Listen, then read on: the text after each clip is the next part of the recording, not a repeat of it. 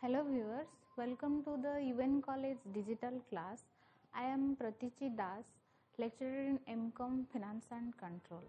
So, we are discussing about the topic international finance. Here we will discuss about the topic that is asset and liability management. In our last class, we have already discussed about the different techniques for the purpose of managing the foreign exchange exposure. So there we will discuss about two types of technique. One is external technique, another one is the internal technique. So in the internal technique we have discussed about different types of technique, how to manage the foreign exchange exposure. So asset and liability management is an internal technique to manage different types of foreign exchange exposure through the managing of asset and liability. Let's start the today's topic, that is asset and liabilities management. What is assets and liabilities management? So before going to the topic, let's discuss about what is asset and what is liability. Asset is the resources for an organization or an entity through which an entity can increase its values, and liability is the organization owes for the future purposes, and it is a debt for which the organization or institution have to pay for it. So what is asset and liabilities management?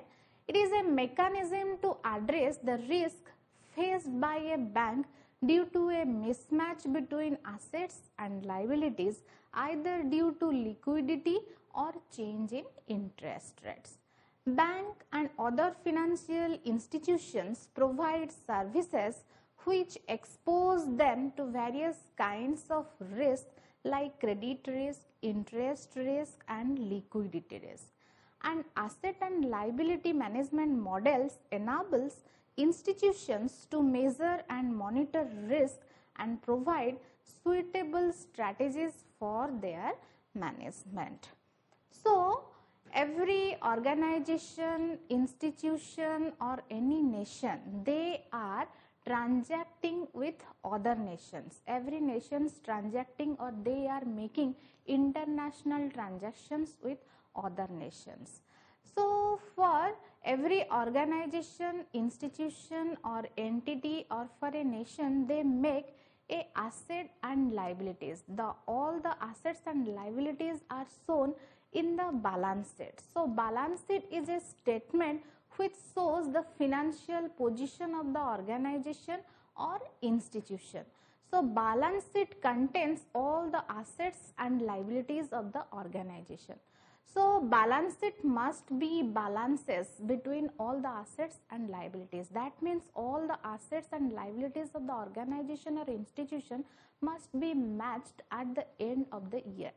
But sometimes when assets and liabilities mismatches, that is known as our mismatching of asset and liabilities, and that for requirement of management is there.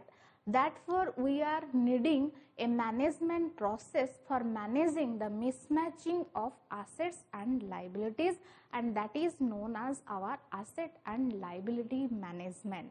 So different types of risk may be arises, that may be liquidity risk, that may be currency risk, that may be credit risk, and that risk must be minimized through the management of or proper management of asset and liabilities, and that is known as our asset and liability management. So bank and other financial institutions provide services which expose them to various kinds of risks, that may be credit risk, interest risk or liquidity risk, and all the asset liability management models enables every financial institutions or banks to measure and monitor the risk and provide suitable strategies for their management. So through the asset and liability management models or techniques, different types of suitable strategies can be improved, through which all the banks or financial institutions can manage their assets and liabilities with the implement of different types of suitable strategies. Then different types of aims and parameters are there for the proper asset and liability management. The effective asset and liability management techniques aim to manage the volume, mix, maturity, rate, sensitivity, quality and liquidity of assets and liabilities as a whole so as to attain a predetermined acceptable risk and reward ratio. It is aimed to stabilize short-term profits, long-term earnings and long-term substance of the banks. So, different parameters for stabilizing asset and liability management system are the net interest income, the net interest margin and economic equity ratio. So, what is net interest income? The net interest income is the difference between the interest income a bank earns from its and lending activities and the interest it pays to depositors. So, every bank and institutions or any financial institution are involving with the activities that is lending and borrowing. Net interest income is that what is the banking or financial institutions earn from their interest. So, when the bank or financial institutions provide lending and borrowing process, they charge a interest. For the lending process, they charge a interest, and for the borrowing process, they provide a interest to the customer. So, the difference between the lending interest and borrowing interest and the net earning is known as our net interest income for the financial institutions or banks. So, another parameter is net interest margin. So, net interest margin means dividing the net interest income with the average income earned from the interest rate. The producing assets such as loans and advances have given out to the borrowers. So, net interest margin is the process of dividing net interest income with the average income. And another parameter for asset and liability management system is economic equity ratio. Then what is the requirement of asset and liability management? That is known as our need of asset and liability management. So, different needs are globalization of financial market, deregulation of interest rates, diversification of asset and liability management products, the healthy competition in banking sector, the different multi-currency balance sheet and integration of market. So, what is globalization of financial market? Which include different technologies, advancement in different financial innovations and integration of the worldwide global market. That for the proper asset and liability management required. Through a globalization of financial market, different types of innovative products can be innovated for managing the mismatches of asset and liabilities, and that for asset and liability management technique is required for minimizing the foreign currency exposure. Next is deregulation of interest rates. Asset and liability management practice essentially takes care of deregulating the interest rates on assets. So, the asset and liability management is required. Different types of asset and liability management products are there and diversification is there. So, there different types of innovative products are required, and that should be applicable through a proper asset and liability management. So, different types of healthy competitions in banking sector is there in the global worldwide market or integrating market, and a proper asset and liability management is required for minimizing different types of exposures. Multi-currency balance sheet is there. Due to the multi-currency balance sheet, that means different companies or different institutions or different nations are using different types of currencies for the international transaction, and their balance sheet is prepared with a multi-currency, and that multi-currency balance sheet is the reason of appearing different types of currency exposures. So, proper asset and liability management is required for multi-currency balance sheet or for minimizing the multi-currency balance sheet exposure. And the last one is integration of market. So, every organization, institutions, multinational companies, financial institutions and banks are involving with the integrating global market. So, there must be the chances of arising of different types of exposure, and proper asset and liability management is needed for the purpose of minimizing different types of exposures. These are the components of bank balance sheet. As we know, balance sheet is a statement which shows all the assets and liabilities of a particular organization or financial institution for a particular period, and it shows a financial position of that particular institution at the end of the year. And balance sheet is a annual report which contains all the assets and liabilities. The assets are in the right side of the balance sheet and liabilities are shown in the left side of balance sheet. So, in the asset and liabilities, different components are there. Let's start about different components of asset and liabilities. So, in the asset side of a bank, the first item is cash and bank balance with RBI. Every bank deposited or maintained balances with themselves and also the Reserve Bank of India, and that is known as our cash and balances with RBI, and that is the first component of asset side of the bank balance sheet.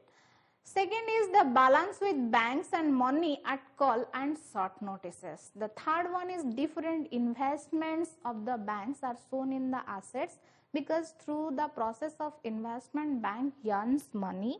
Different advances, the next component of the bank balance sheet is advances, and advances are the asset for the bank. Different types of fixed assets and other assets are also shown in the asset side of the balance sheet. Let's start about the liability side. In the liability side, the components are capital, reserve and surplus, different deposits, different borrowings and different other liabilities and provisions. So, these are the components of assets and liability of a bank balance sheet.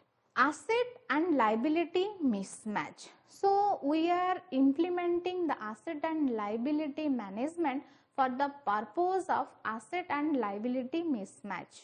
So, when a bank provides the long-term loans from much shorter maturity funds, the situation is called asset and liability mismatches.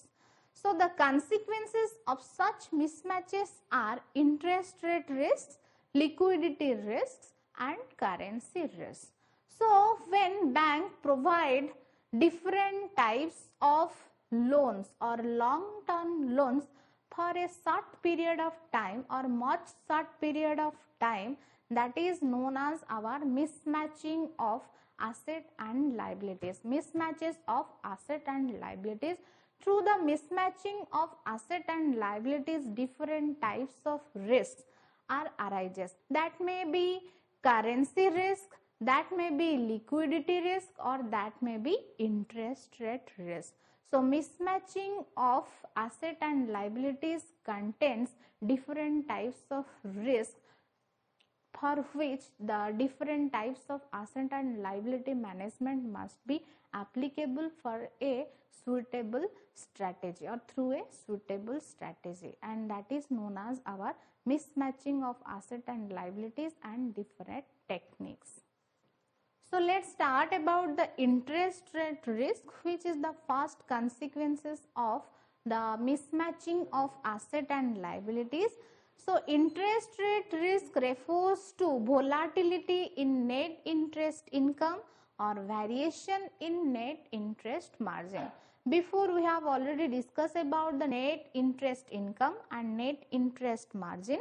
The net interest income is the income of a bank or financial institution, that is the difference between interest income a bank earns from its through the purpose of lending activities and deposit activity. So when interest rate risk is arise, the differences or volatility in net interest income and net interest margin arises, at that time the interest risk arises. So interest rate risk is the exposure of a bank's financial condition to adverse movements of interest rates. Though this is normal part of banking business, but excessive interest rate risk can pose a significant threat to a bank's earnings and capital base. The changes in interest rates also affect the underlying value of the bank's assets, liabilities and of balance sheet items. The next consequences of mismatching of asset and liability is liquidity risk. So liquidity risk arises from funding of long-term assets by short-term liabilities, thus making the liabilities subject to refinancing. The funding risk arises due to unanticipated withdrawals of the deposits from wholesale or retail clients. Time risk arises when an asset turns into a NPA, so the expected cash flows are no longer available to the bank. And call risk due to crystallization of contingent liabilities and unable to undertake profitable business opportunities when available. So liquidity risk contains all these risks, that is liquidity risk, funding risk, time risk and call risk. So liquidity risk arises from funding of long-term assets by a short-term liabilities. So when the liquidity risk arises when any organization or institution is not eligible for the purpose of fulfilling the requirement of financing of its customer, then at that time or at that particular time liquidity risk arises, and liquidity risk contains the funding risk, the time risk and call risk. So when time risk arises when an organization provides a long-term loan to a customer and it contains or it convertible into a non-profit asset, that is NPA, non-profitable asset or non-performing assets, at that time different types of time call rate or time risk arises, that is known as our liquidity risk. So what is non-performing asset? When that asset, as we know, every advances and loans are the asset for a bank, because the bank earns from that particular asset and bank charges some interest rate on that particular loans and advances. So when the loans and advances are not performing, that means that loans from that particular loans the bank not earning any income. So at a particular maturity period that earns or that assets convertible into a non-performing asset, and when the assets are converted into non-performing asset, at that time different types of time risk arises. So next is our currency risk. The increased capital flow from different nations following deregulations have contributed to increase in the volume of transactions. Dealing in different currencies bring opportunities as well as risk, and to prevent this, banks have been setting off overnight limits and undertaking active daytime trading. Then we will discuss about different tools of asset and liability management. So first tool is gap analysis. Gap analysis is a method of asset liability management that can be used to assess interest rate risk, or liquidity risk excluding the credit risk.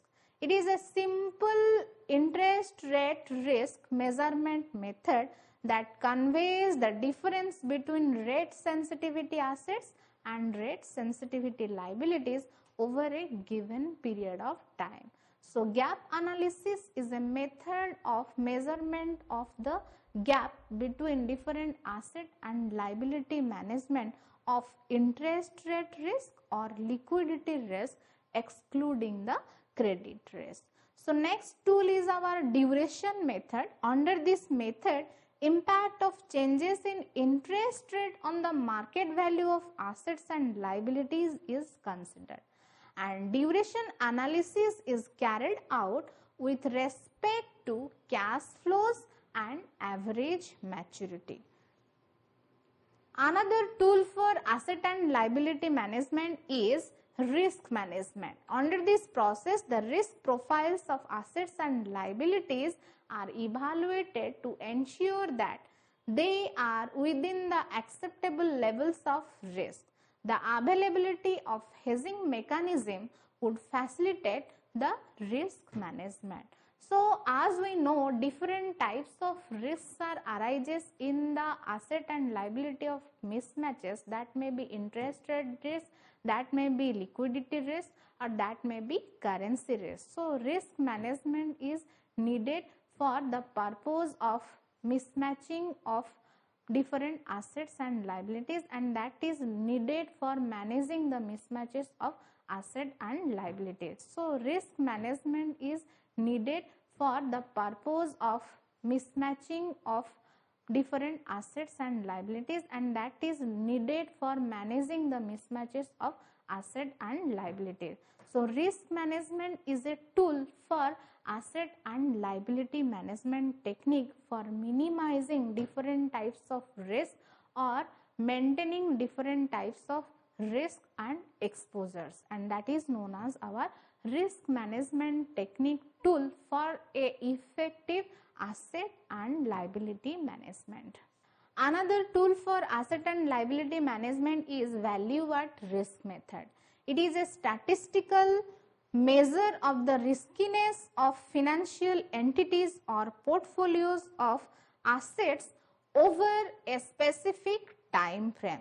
So, these are the technique for a perfect asset and liability management, or these are the tools for effective asset and liability management. Those are known as our gap analysis, duration method, risk management, and value at risk method. So, let us discuss about the conclusion part of asset and liability management. Asset and liability management technique aims to manage the volume mix, maturity, rate sensitivity, quality and liquidity of assets and liabilities as a whole to attain a predetermined acceptable risk or reward ratio. In such, asset and liability management helps in enhancing the asset quality, quantifying the risk associated with assets and liabilities, and controlling them. So, a proper asset and liability management system must be implemented in every bank for the effective functioning of a bank, which reduces the exposure of risk chances in banks. So, asset and liability management needed different types of techniques for implementation and minimizing of different types of risk which are arises due to the currency exposure or foreign currency exposure. Different types of risk like currency risk, liquidity risk, or different types of interest risk which are arises due to the globalization of market and integration of market. So, keep watching. Thank you.